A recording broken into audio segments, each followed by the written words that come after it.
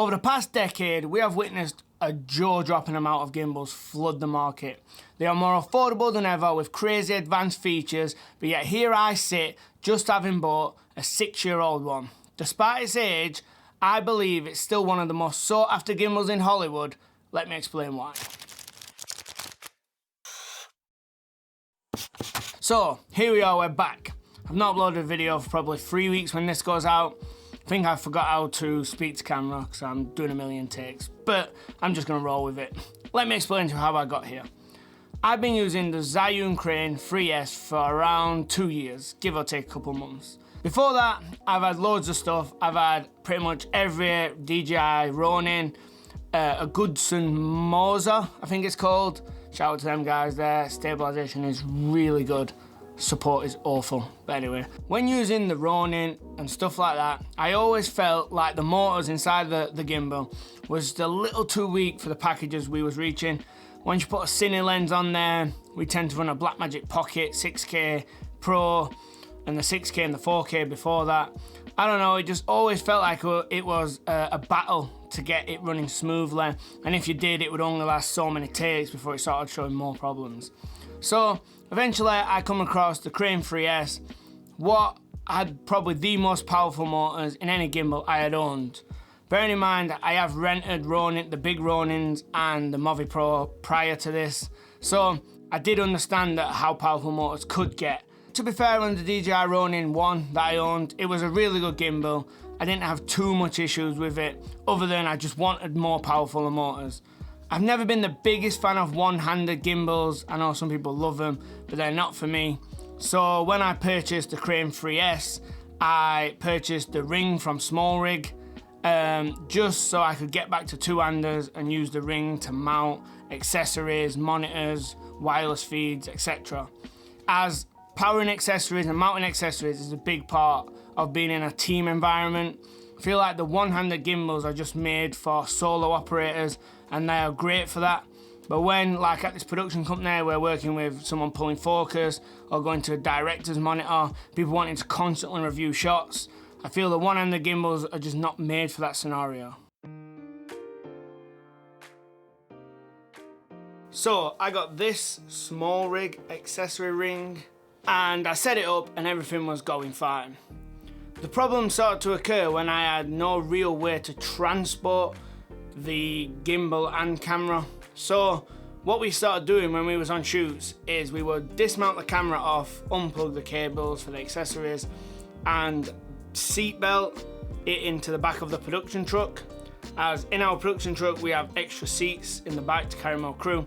We would just chuck it in one of the empty seats, seatbelt in, and off we went. But over time we noticed that where the connection is, I'll put some B-roll on screen, between the actual ring and the gimbal, it started to get loose. Now in there, Small Rig sends you a little mounting plate with a 1/4-20 screw, or maybe it's 3/8 screw, I'm not sure.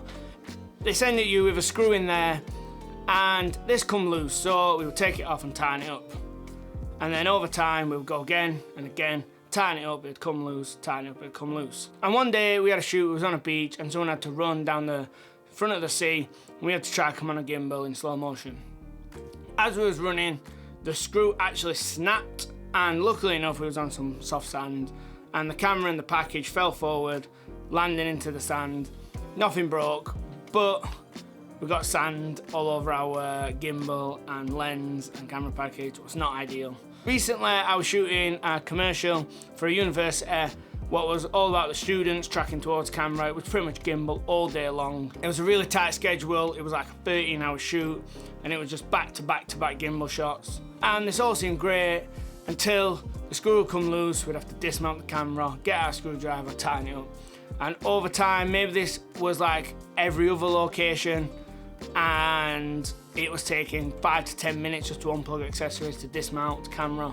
And I would say we lost about a total of an hour. And then one of the producers from the agency then said, this screw problem is really slowing us down. And that was the point for me where I thought, when someone is paying you money, a client is mentioning one of your problems with your gear, it's probably the time that you called it a day and just moved on. I admitted defeat and went on the search to buy a new gimbal. But just before I get into how my process went when searching for a new gimbal, I just wanted to do a shout out to the Crane 3S, as there's nothing wrong with that gimbal. The problem occurred between the accessory of the small rig ring and the gimbal itself. I just think in combination with a heavy camera package, there's a serious problem with that screw. I'll start off with how much did I pay for my Movi Pro. I did not buy this thing brand new. I don't even know whether they're still selling brand new. Possibly they do. I know that there's the Movi Pro XL, was like this big humongous gimbal that is not really made to be handheld. It goes on like jibs on top of cars, etc. But I got mine off eBay, used, second-hand, from a DOP in London, who was really nice and drove it all the way up to Sheffield, what's like 3 hours away. And I paid approximately £3,650, what is $4,600 US. It did come with some nice accessories. It come with a lovely hard case. I'm showing all this on B-roll. The Mimic unit, it come with a follow focus motor and the follow focus unit to pull focus with. We already have our own, so I've not used that, but it's always good to have it as a backup. I think this works great with the Mimic unit if you're mounted high up or on the outside of a car or something. But yeah, I got loads of accessories. It come with 4 batteries. I ended up purchasing another 4 batteries, as when running tests, I think I calculated that with a Blackmagic Pocket, I wasn't going to get one of our full day 12-hour shoots. Let's go all the way back and let's see where I started, and you can let me know if you think I've made the right decision buying this gimbal. So let's get into the first gimbal I looked at. The first place I went to was probably the most common place people go when thinking of gimbals, DJI. Their latest prosumer gimbal is the RS3. Now this thing looks pretty fantastic. I was thinking I could invest in the RS3, then get the Tilter advanced ring accessories. I've never actually used the RS3, but I've used the RS2 and own the original Ronin, and the build quality on these things is excellent. But ultimately, the more research I did, the more I felt less confident on the motor strength. Now I know I think the motors have got stronger in the RS3 than the RS2, but I just didn't get the vibe that the RS3 is built for teamwork. Every promo shot just seems to be a guy filming a wedding or like an event, and it's like a solo thing. And I know Tilter have like built on that, and they have loads of great looking stuff, but the powering options just weren't quite there. You know, I need like a follow focus power, I need monitor power, wireless feed power, and I want to power the camera. I don't want to have to mount batteries on there. And ultimately, I just thought that the RS3 was just a little too consumer for the type of shoots we are at the minute. So ultimately, I moved on. I would say the pros for the Movi over the RS3 are definitely powering options. This is something that was a massive thing that swung me into the Movi. The Movi has 3D taps, has 2 on its base plate just underneath where you mount the camera, and 1 on the back of the gimbal for boosting off to accessories or on your ring around the edge. I would say for advantages to the RS3, it's just all the cool features, the auto locking motors. But this thing is really built for mirrorless cameras. I think if you're someone who solely shoots on mirrorless cameras with autofocus, then the RS3 is probably the best gimbal you can get, period. If the RS3 is made for mirrorless cameras, DJI clearly aimed something at cinema cameras, taking us onto my next choice, what was the Ronin 2. The Ronin 2, this thing is a lot more expensive than the RS3. I don't know the exact numbers, but it's probably more than double the cost. I've seen these things making around 20 to 30% more on the used market than a Movi Pro. So this thing is probably the dearest gimbal out there you can get without going to some like crazy Libra heads or Movi Pro XL. But yeah, for like handheld, man-operated gimbals, this is probably the most expensive one on the market at the minute. But for good reason. Ronin 2 is stacked with features. They've really thought this thing through. It's probably the most feature-packed gimbal I found anyway when looking. Kind of does everything with incredibly strong motors. Takes any camera, any package. And if you need a gimbal that's going to be pushed to the pure extremes on the outside of fast-moving vehicles or really high up or massive Alexa, Venice camera packages, then this is probably the gimbal you should go for. All those features come at the cost of weight. Now the number one reason I did not choose the Ronin 2 other than it being a little bit more expensive, was weight. I only have a small easy rig, and I've noticed over the years I want as light as I can possibly go on gimbals, as gimbals are hard work enough without piling them up to make them even heavier. I think I looked online and the Ronin 2 without a camera or accessories is like £12. What is like really heavy. I think that might be double of what the Movi is. I'll put up on screen the weights now, but ultimately I think I don't need a Ronin 2. I don't own an Alexa. Yeah, we own an Ursa Mini, but we normally run lighter cameras on gimbals anyway, just to keep things moving fast. We'll have a gimbal setup and like a shoulder rig handheld setup. So for us, we didn't need all those amazing motors and features that the Ronin 2 comes, and at the cost of that, it brings a lot of weight. So ultimately, that moved me on to the next gimbal. The next place I ended up was not really a gimbal, but a camera, and it's the Ronin 4D. Now this thing is the most interesting piece of film gear out there, I think, right now. I think this is the most boundary pushing, groundbreaking thing in a long while, and I think it's probably along the lines of the future of what cinema cameras will look like if you're looking really far down the line. I've never personally used a Ronin 4D, but from the footage I've seen when researching it, wow, it looks incredibly stable. People just run around, no ninja walking, no nothing, and this thing just gets results. It's like the most Steadicam looking footage I've seen from any electronic gimbal. So you're probably asking yourselves, if this thing's so great and I think it looks so cool, then why didn't I buy one? A simple answer is money. This thing is expensive. It's a whole new ecosystem of lenses, camera, memory cards, batteries. It's not just a gimbal. Now, my brain did start to entertain the idea of maybe we could move on the Pocket 6K and have this as the gimbal setup, but then we'd lose B-roll and it'd probably be a lot longer in matching up and grading and stuff. And I didn't want to make problems, I wanted to solve them. But like I said, I think this thing looks really impressive and I hope to get my hands on one soon, and that could change my mind when I actually use it. I did a little rough spreadsheet just calculating what it would cost to invest in a Ronin 4D instead of buying the Movi Pro, and I think I ended up at 4 times the amount of money. So the simple answer for this one is just money. So the next thing I went to was, do I keep the Crane 3S? I had no problems with the Crane 3S's footage. I just didn't want to have the battle with trying to fix the screw and buying rings from different manufacturers, because I thought the problem was always going to exist as long as it was mounted from one point down below, as all the weight travels down the gimbal and into where you meet the ring. Now if you look here at the Movi Pro, it mounts from above.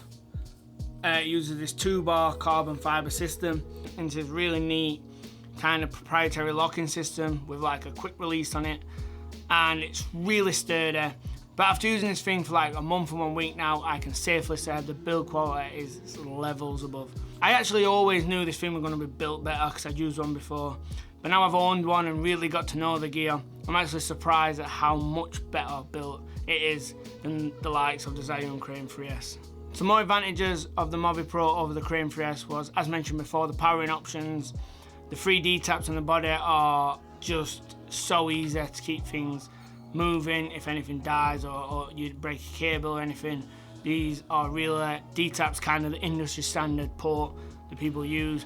It's also got a USB-C on the side, so I can power loads of stuff from USB-C. Also, like the Panasonic I'm filming on, I did a shoot where I mounted the Panasonic on the Movi and just powered it via the USB-C. Another advantage is the built-in touchscreen. This is great for just doing the auto-tune feature without having to pull out your phone and boot up an app.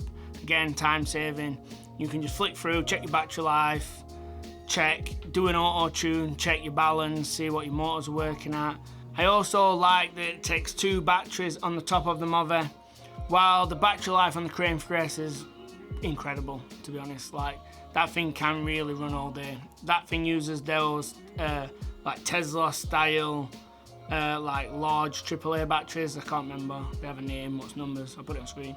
And it lasts forever and they're really cheap to buy them.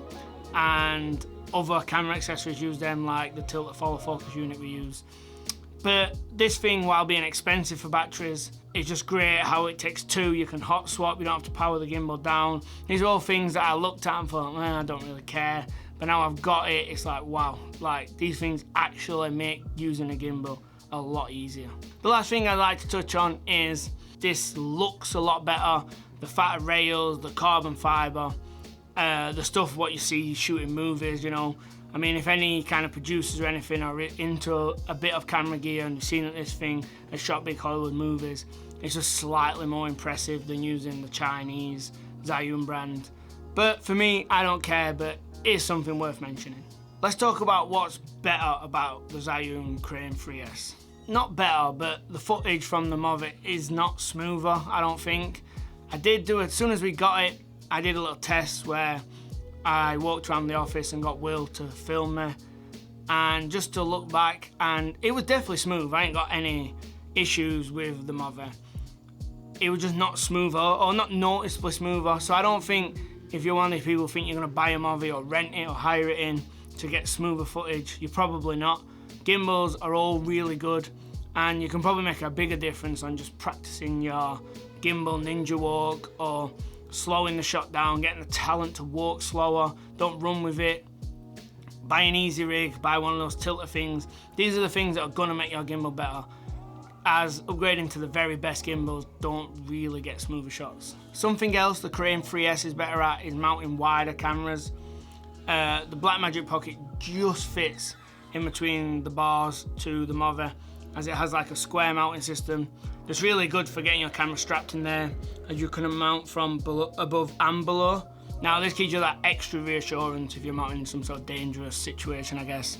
But for the Crane 3S, it allows you to get much wider cameras on. But if Blackmagic would stop making such ugly cameras, this won't be a problem anyway, because most other cameras just fit just fine. But the Blackmagic goes in with like a 1/4 of an inch gap either side. That's really not ideal. As mentioned before in the beginning of the video, the lock-in motor thing, the Crane 3S does that. At the time when the Movi Pro came out, no one was doing that feature, so I guess Movi just didn't add it. That's always a nice feature. It's always a bit awkward as they swing around, but the Movi comes with a really nice hard case that I'll show you, and putting it in there, packing it down, is going to keep the gimbal in really good condition and keep it running better for longer. So I actually prefer that it forces me to pack it away in its hard case, rather than the gimbals locking and throwing it in the back of a van or whatever, or a boot, where it just gets damaged. So I've kind of changed my perspective a bit on this, and I just take the time to pack it away and keep it safe. That's how I ended up purchasing a Movi Pro 6 years after it had been released. I guess the whole point for me is here, gimbals are progressing forward really slowly. I know you can get locking motors, and I know that RS3 locks itself, and that looks like a super cool feature, but do you really need that, or do you just want that? I mean, it was one thing when the motor's locked so you could transport easier, I get it. It's another when they're locking themselves, but none of these are groundbreaking stuff that, for me, make me want to go to my bank account and start giving away thousands of dollars or pounds. That being said, I think we are right on the brink of what is the big step in gimbals, and that is what DJI have done with a Ronin 4D. I think the sensors what come from below that they've taken from their drone technology, what gauge the distance between the actual camera and the ground, I think this is a massive step, as the number one problem with gimbals is the axis, your legs, is the boating motion that comes from the steps. And while it's getting better and better and better removing this, and then you stabilize it in post, or you get one of those tilter arms or an easy rig as I use with a Stabilite arm across the top, nothing is as good as what I've seen from the Ronin 4D. That's as close to a Steadicam as I have seen from any electronic gimbal, and I believe that's the ultimate goal. I can see some sort of gimbal that has the sensors built in and has the chicken neck arm thing that the Ronin 4D has, and it just totally removes all the axes. You can run around with this thing, balance camera, run around with this thing, and it is just ideal. Just like a Steadicam is, I guess. But hope you guys got some value out of this and it helps making your gimbal purchase decisions. But if you want to see what camera I'll be putting on the Movi Pro, click here.